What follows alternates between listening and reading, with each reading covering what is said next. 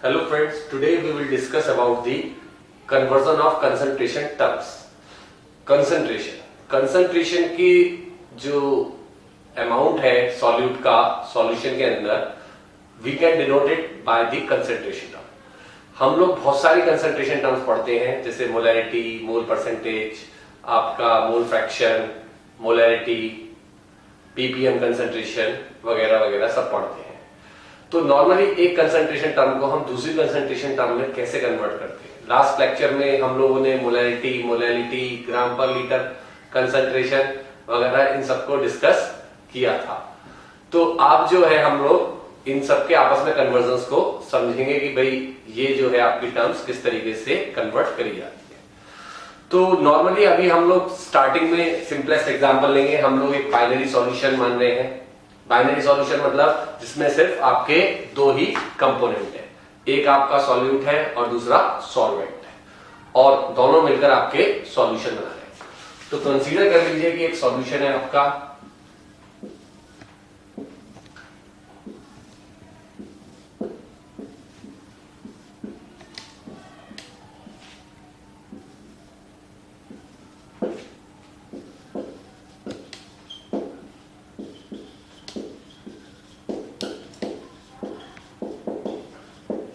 तो ये तीन चीजें हैं आपकी सॉल्यूट, सॉल्वेंट एंड सॉल्यूशन। यहां पर हमने इन तीनों टर्म्स को मानकर चल रहे हैं। तो मान लिया इसमें जो है हमने इसको यहां पर मास ले रहे हैं। सॉल्यूट का मास मान लिया m1 है, इसका मास मान लिया m2 है और इसका मास m3 है। और ये जो है हमने ग्राम में लिए थे मास। ठीक है।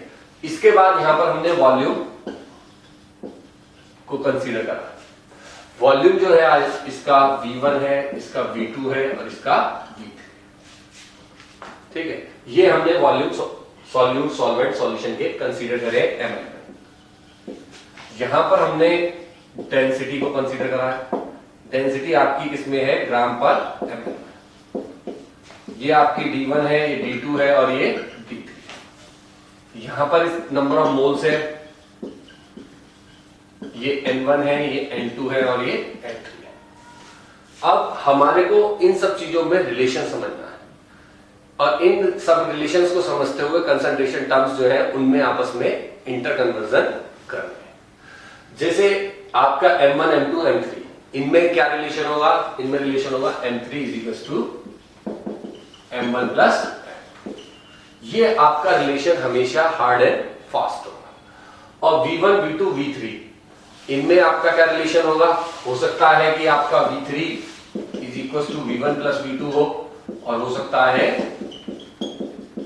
नहीं, कुछ भी हो सकता है। ये एग्जामिनर की मर्जी है कि वो सॉल्यूशन के और वॉल्यूम जो है वो सॉल्यूट प्लस सॉल्वेंट के इक्वल रखे या डिफरेंट करते। गैसेस में अक्सर ये डिफरेंट हो जाते हैं।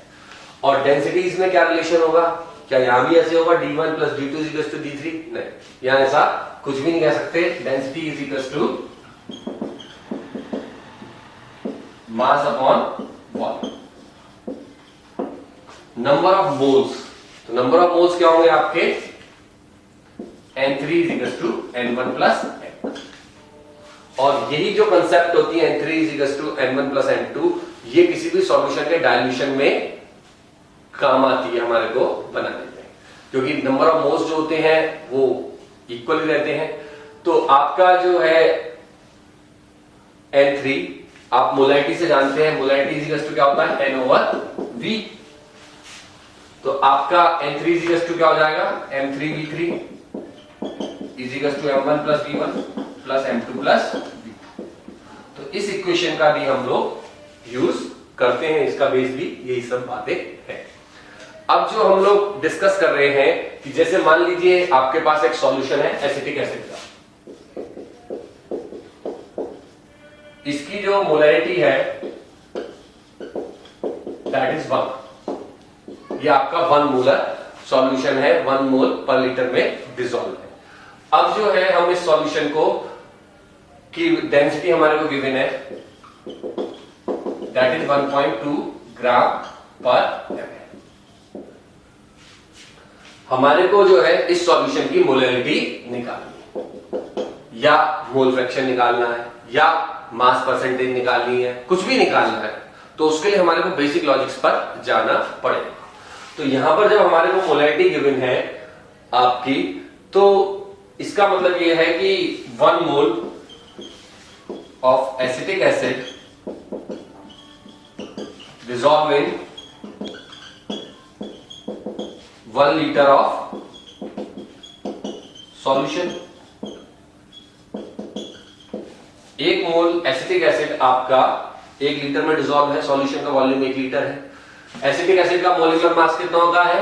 That is 12 plus 3 plus 12 plus 32 plus 1 that is equal to 60।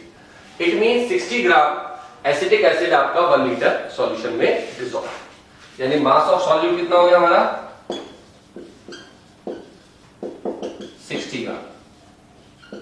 हमारे को मोलैरिटी निकालने के लिए क्या चाहिए? Number of moles of solute divide by mass of solvent in KG, यानी हमारे को M2 चाहिए।